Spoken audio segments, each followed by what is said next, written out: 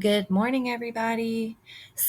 One of my subscribers asked me if I have read Eric Richins' obituary, and I have not. So, I decided that I would read it to you today.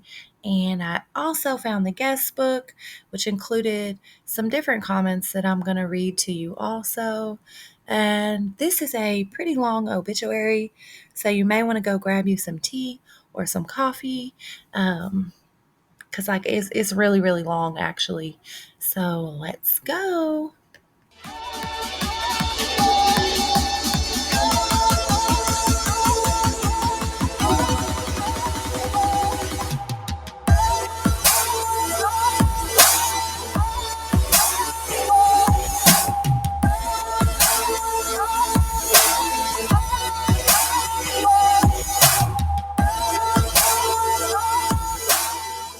All right, you guys. Here is Eric Richins' obituary.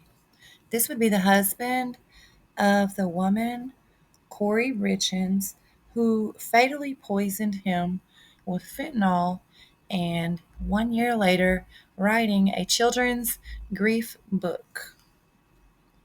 So we have here Walker Mortuary. Looks like they did Eric's service.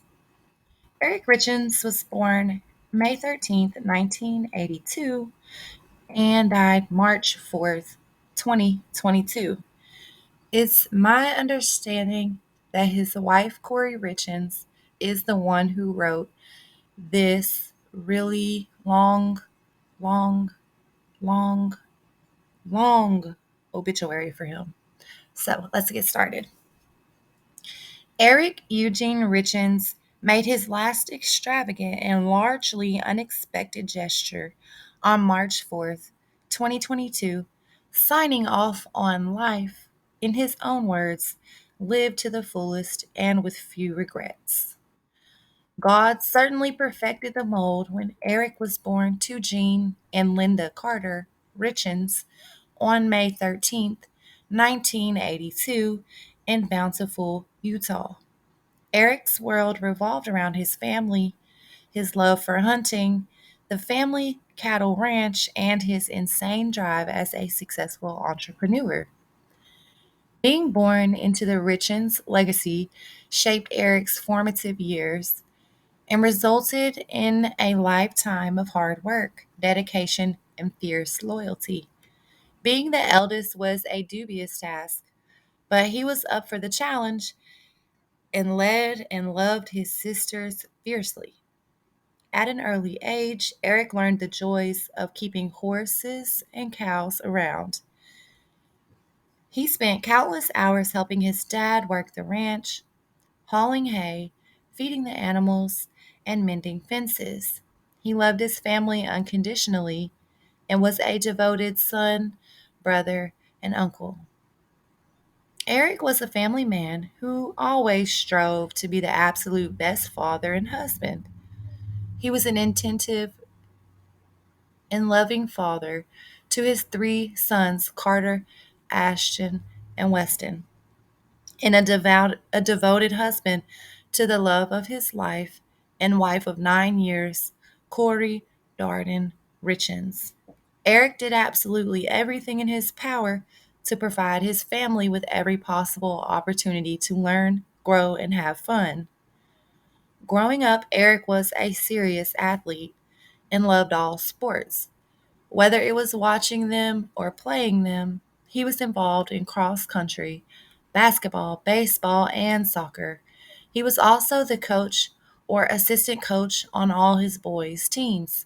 He spent countless hours coaching and teaching the boys to play aggressive and give it their all. Eric truly cared about every single child he coached and wanted the absolute best for all of them. Eric was an avid outdoorsman and a dedicated hunter. He was an excellent archer and marksman and had multiple trophy animals from all around the world, including Africa, Mexico, Canada, and the United States. There was never a dull moment when you were around Eric, whether it be him showing up to a family dinner with no socks or sleeves on his shirt because he had to make an emergency bathroom stop along the way, or his calling to tell you he rolled the four wheeler for the umpteenth time is stuck and needs you to come get him. Eric loved to have fun and was always the life of the party. He owned almost every motorized toy possible, from four wheelers and side by sides to trucks and snowmobiles.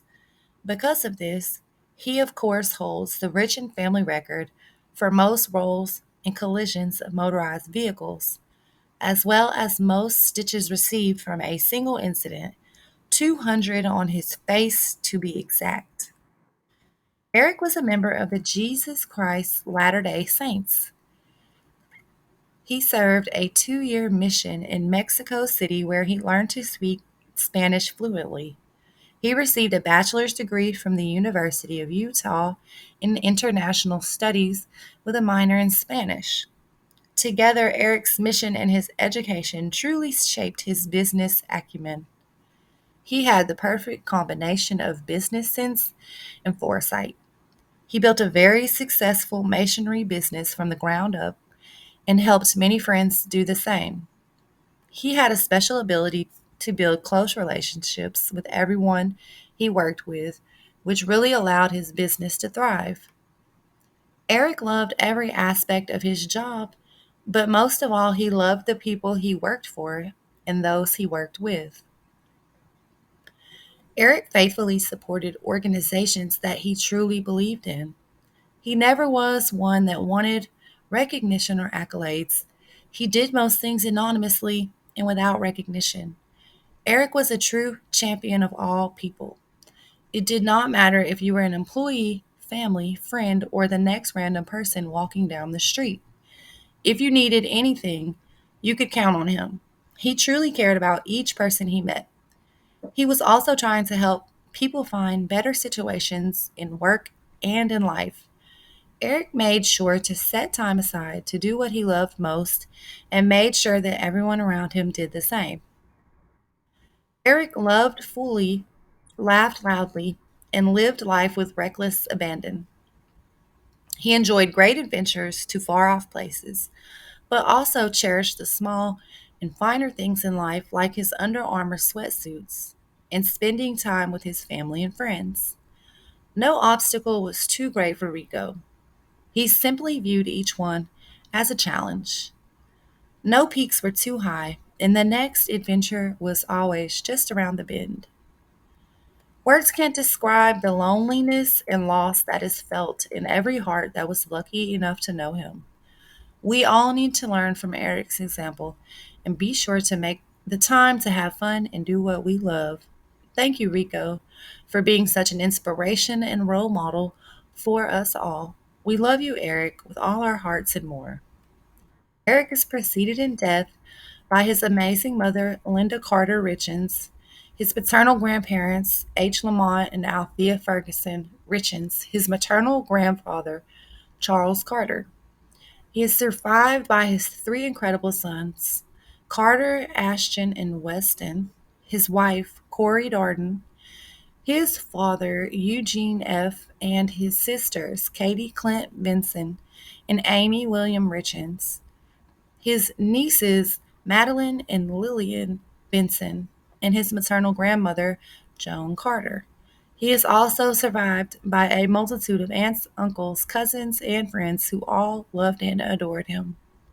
Services will be held at the Hefner LDS Chapel. Viewings will be held on Thursday, March the 10th, 2022, from 6 to 8 p.m., as well as Friday, March 11th, from 9:30 to 10:30 a.m. The funeral will be at 11 a.m. in the chapel and will also be streamed live. Everybody has an Eric story, and we would love to hear them all. Let's get right into the guest book. Here are some of the comments that people left for Eric Richins. Eric was my friend and neighbor growing up. He lived across the street from me for a few years, and I love him. I've had many good times with him over the years, whether shooting BB guns, going to scout camp with the Orchard Ninth Ward, camping out in Hefner, attending junior high and high school together, sometimes skipping church to eat everything in his parents' pantry. pretty sure Jean worked for Keebler. Love you, Jean, and yes, I was the bad influence in those cases. R.I.P. Eric, and may God give comfort and blessings to you and your family. We are deeply sorry for your loss. Please accept my deepest sympathy over the death of your husband, father. He lived a beautiful life and will be missed by many.